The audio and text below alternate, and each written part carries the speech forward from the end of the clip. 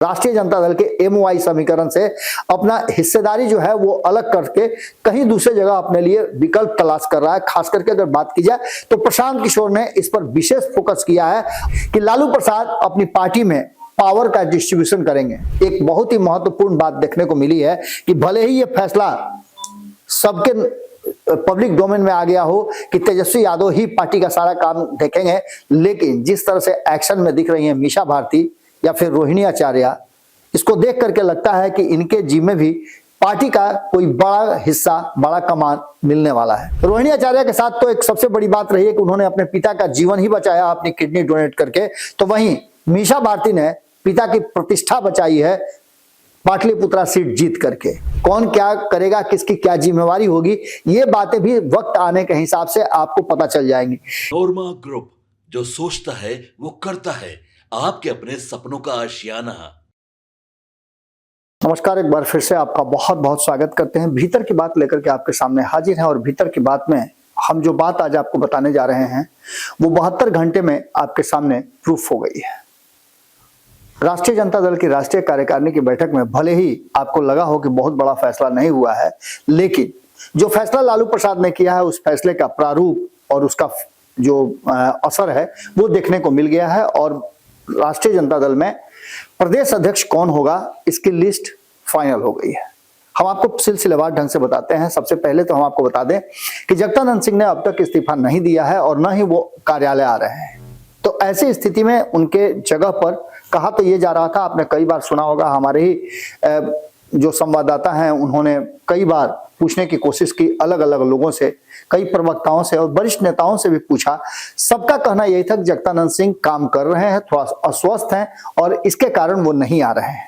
लेकिन राष्ट्रीय कार्यकारिणी की बैठक हो और प्रदेश का अध्यक्ष ही मौजूद नहीं हो, ये बातें थोड़ा सा असहज जरूर लगती हैं और इसकी असहजता अब साफ साफ दिखाई देने लगी है। जगदानंद सिंह के साथ साथ उनके पुत्र सुधाकर सिंह भी नहीं आए और अजीत सिंह का भी कहीं दूर दूर तक कोई तस्वीर सामने नजर नहीं आया है। इसका सीधा मतलब है कि जगदानंद सिंह परिवार का अब राष्ट्रीय जनता दल से मोह भंग हो गया है। और इससे पहले भी कहा यह जा रहा था कि वो 2024 के लोकसभा चुनाव से पहले भारतीय जनता पार्टी के संपर्क में है। इससे पहले भी उन पर कई आरोप लग चुके हैं कि भारतीय जनता पार्टी के संपर्क में है। क्या होगा ये तो आने वाला वक्त बताएगा। अभी तो वो 2029 तक सांसद है बक्सर से, लेकिन इसके बाद जगदानंद सिंह के पद खाली होने के साथ साथ अब ये चर्चा जबरदस्त हो गई थी। सबसे पहले आपको याद होगा कि हमने वो 6 लोगों की लिस्ट बताई थी कि इन 6 लोगों में से कोई एक प्रदेश अध्यक्ष की कुर्सी पर बैठेगा। अब तेजस्वी यादव के हाथ में पार्टी का पूरा पूरा कमान है और उनके हाथ में कमान मिलने के बाद से अब बहुत सारी चीजें खुल करके सामने आने लगी है।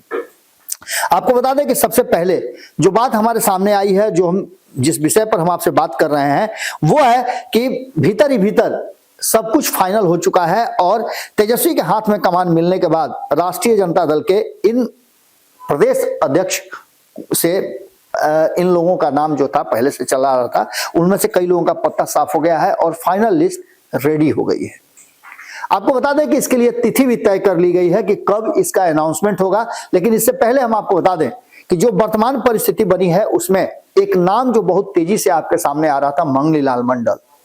मंगनी लाल मंडल को ज्वाइन तो कराना था 24 तारीख को, लेकिन अचानक से उनको पहले ही ज्वाइन करा लिया गया। 18 तारीख को जब राष्ट्रीय कार्यकारिणी की बैठक थी उसके ठीक एक दिन पहले उन्हें ज्वाइन करा लिया गया और ज्वाइन करने के बाद ये कहा जाने लगा कि उन पर बड़ा दांव खेला जाएगा।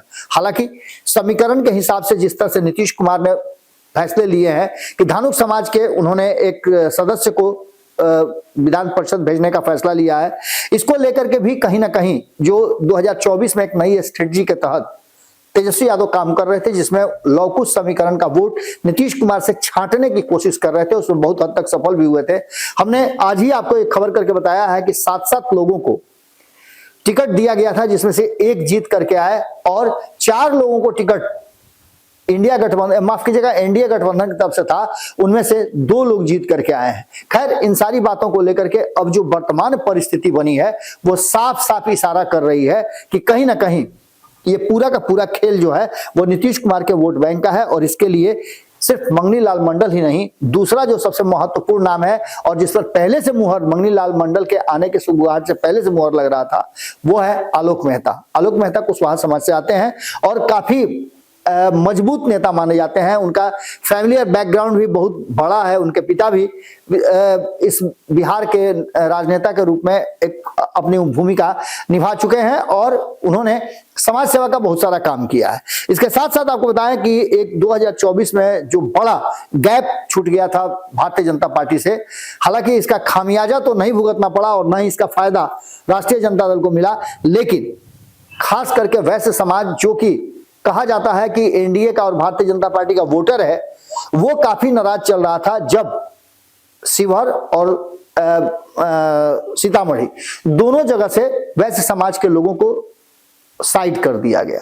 उसके बाद हंगामा तो हुआ था, लेकिन किसी भी तरह से, हमने आपको उस समय बताया था कि अमित शाह पहुंचते हैं और कहते हैं कि वो भी बनिया का बेटा है, तो इसका सीधा मतलब है कि अब इस समाज का वोट बैंक जो है वो राष्ट्रीय जनता दल की तरफ शिफ्ट हो और उसको भारतीय जनता पार्टी से काटा जा सके, इसकी भी तैयारी चल रही है। इसके लिए दो नाम सामने आ रहे हैं, एक रणविजय साहू का और दूसरा रितु जायसवाल का। रणविजय साहू काफी मुखर हैं, अभी भी पार्टी में पदाधिकारी हैं, और इसके साथ साथ रितु जायसवाल तो महिला विंग की प्रदेश अध्यक्ष ही हैं। रितु जायसवाल भी काफी वोकल हैं और उनके काम को भी काफी सराहा गया है। तो ऐसी स्थिति में ये दो नाम सामने आ रहे हैं। तो वहीं दलित समाज से भी 3 नाम पर फोकस ज्यादा टाइट हो गया है। इसमें से 2 युवा, या कहा जाए तो 4 नाम इसको कह सकते हैं आप। एक उदय नारायण चौधरी का भी नाम इसमें जुड़ गया है, क्योंकि उदय नारायण चौधरी को लेकर के अब कहा जा रहा है कि जिस क्षेत्र में मगध, गया और शाहाबाद क्षेत्र में जो दलित समाज का एक अपना पहुंच है, पहचान है, उसको लेकर के उदय नारायण चौधरी हो या फिर कुमार सर्वजीत हो, ये अच्छी भूमिका निभा सकते हैं। अगर युवा को देने का काम होगा तो उसमें कुमार सर्वजीत का नाम चल रहा है, तो उदय नारायण चौधरी का चल रहा है, तो वहीं शिवचंद्र राम का नाम भी बहुत तेजी से आगे आ रहा है। शिवचंद्र राम भी करीबियों में से बताए जाते हैं तेजस्वी यादव के। इसके साथ साथ आपको बताएं कि मुस्लिम समाज पर भी विशेष फोकस है, क्योंकि मुस्लिम समाज लगातार राष्ट्रीय जनता दल के एमओआई समीकरण से अपना हिस्सेदारी जो है वो अलग करके कहीं दूसरे जगह अपने लिए विकल्प तलाश कर रहा है। खास करके अगर बात की जाए तो प्रशांत किशोर ने इस पर विशेष फोकस किया है, और अभी आप देखे होंगे कि प्रशांत किशोर ने एक और रणनीति बनाई है जिसके तहत मुस्लिम समाज को जोड़ने की वो तैयारी शुरू कर चुके हैं। तो ऐसी स्थिति में वरिष्ठ नेताओं में से अब्दुल बारी सिद्दीकी का नाम आ रहा है। तो इसके साथ साथ कारी शोएब, जो कि युवा के अध्यक्ष कई टर्म रहे हैं, उनका भी नाम आ रहा है, जिनका नाम हम पहले भी आपको बताए थे। तो वहीं इसराइल मंसूरी के साथ साथ शाहीन का भी नाम आ रहा है, जो एमएलए हैं और काफी मुखर भी हैं। ऐसी स्थिति में आप समझ सकते हैं कि ये पूरी की पूरी कहानी जो है वो जिस स्क्रिप्ट में लिखी जा रही है उसमें तेजस्वी यादव का इन्फ्लुएंस बहुत ज्यादा है। ये सारे नाम जो आपको समझ में आ रहे होंगे, इन सब के लिए तिथियां तय कर दी गई है। और आपको बताएं कि आने वाले जून के महीने में 21 जून को राज्य कार्यकारिणी की बैठक बुलाई गई है, राज्य परिषद की बुलाई गई है बैठक, और उस बैठक में ये नाम घोषित किए जाएंगे। इससे पहले आपको बता दें कि हर स्तर पे कमेटियों का गठन किया जा रहा है और इसके लिए कहीं ना कहीं राष्ट्रीय जनता दल ने अपनी तैयारी शुरू कर दी है। अब इन सभी परिस्थितियों को अगर ध्यान से देखा जाए तो एक बात साफ नजर आता है कि जो हम बार बार बता रहे थे कि लालू प्रसाद अपनी पार्टी में पावर का डिस्ट्रीब्यूशन करेंगे।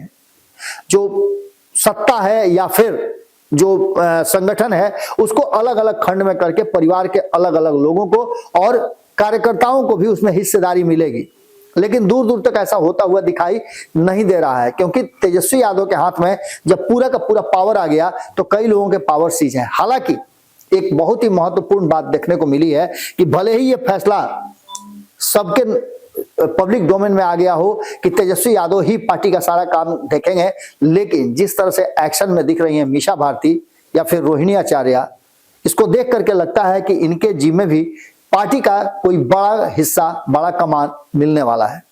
रोहिणी आचार्य के साथ तो एक सबसे बड़ी बात रही है कि उन्होंने अपने पिता का जीवन ही बचाया अपनी किडनी डोनेट करके, तो वहीं मीशा भारती ने पिता की प्रतिष्ठा बचाई है पाटलिपुत्रा सीट जीत करके।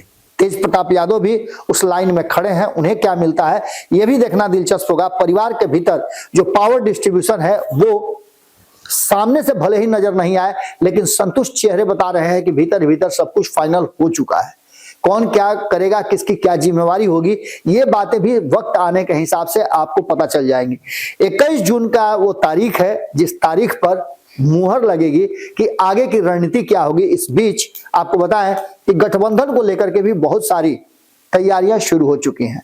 राष्ट्रीय जनता दल अपने प्रदेश अध्यक्ष का चुनाव जो करेगा उसमें कैसा चेहरा होगा, लालू प्रसाद की जिम्मेवारी और जवाबदेही कौन उठाएगा, उनके जगह पर किसका चयन होगा, ये सारी बातें अब कहीं ना कहीं भीतर खाने में तय हो चुकी हैं। और यही कारण है कि परिवार के भीतर आप देख रहे होंगे कि गजब तरह की संतुष्टि नजर आ रही है। ये पहला ऐसा अवसर है जहां लालू परिवार में एक भाषा और एक बयान दिए जा रहे हैं। नीतीश कुमार के मामले को छोड़ दिया जाए तो कहीं ना कहीं हर उस फैसले पर परिवार के सभी सदस्य जो राजनीति में सक्रिय हैं, चाहे वो राबड़ी देवी हो, लालू प्रसाद हो, मीसा भारती हो, रोहिणी आचार्य हो, तेज प्रताप यादव हो या तेजस्वी यादव हो, ये सभी एक ही भाषा बोल रहे हैं और एक ही जगह पर आकर के सबका जो मुंह है या फिर उनकी जो शैली है वो आकर के खत्म होती है। यानी कि आप ये बात मान सकते हैं कि लालू प्रसाद ने पूरी तरह से अब डिस्ट्रीब्यूशन कर दिया है, जो भले ही देखने को नहीं मिल रहा लेकिन भीतर भीतर इसका काम शुरू हो चुका है। अब देखने वाली बात यह होगी कि प्रदेश अध्यक्ष के लिए तेजस्वी यादव किसके नाम पर मुहर लगाते हैं और उसमें कितना ज्यादा भूमिका लालू प्रसाद, मीसा भारती, रोहिणी आचार्य और तेज प्रताप यादव की होती है। जुड़े रहिए भारत लाइव के साथ, खबरों का सिलसिला लगातार जारी है। बहुत बहुत धन्यवाद, नमस्कार। आपके सपनों को हमने सजाया है, ई होम्स पैनोरामा को हमने बनाया है। ई होम्स मेरा एक सपना था जिस पे मैं पिछले 4 साल से काम कर रहा था। हमने जो बनाया है वो सबने है माना।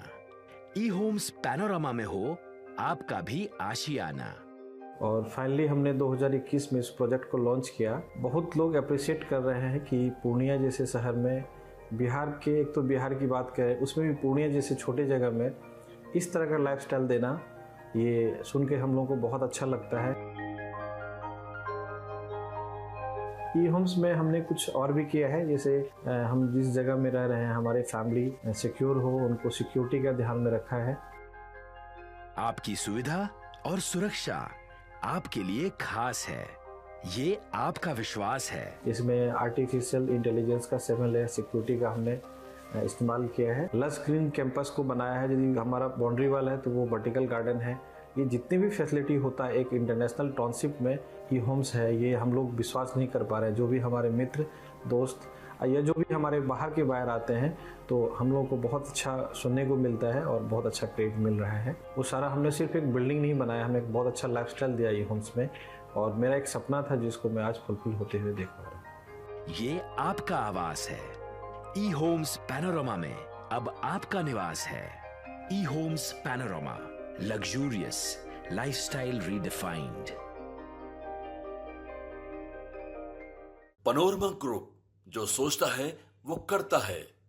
अगर ये वीडियो पसंद आई और वह बिहार के राजनीति और बिहारियत से सरोकार रखेनी तो सब्सक्राइब बटन दबा के चैनल के सब्सक्राइब कर ली। ओजे एगो घंटी बा, ओकरा बटन दबा देला से कुल सटीक और मारक खबर रुआ मुफ्त में मिल जाई। अगर रुआ पत्रकारिता के हमनी के नया प्रयोग में सहयोग कर चाहतानी तो ज्वाइन बटन दबा दी। पेटीएम नंबर नोट कर ली 9386 816